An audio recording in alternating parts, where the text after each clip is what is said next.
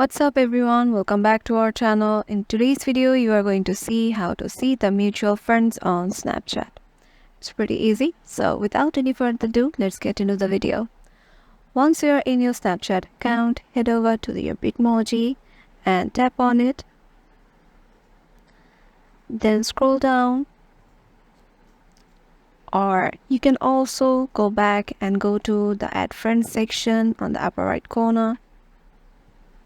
And here you can see the options from Quick Add. You can add in your Snapchat account. So in there you might see that there are some people in which there are below their name. In my one you can see in my contacts they are, but in my in your places you can see the mutual friends count in the in my contact section. So yeah, that's it.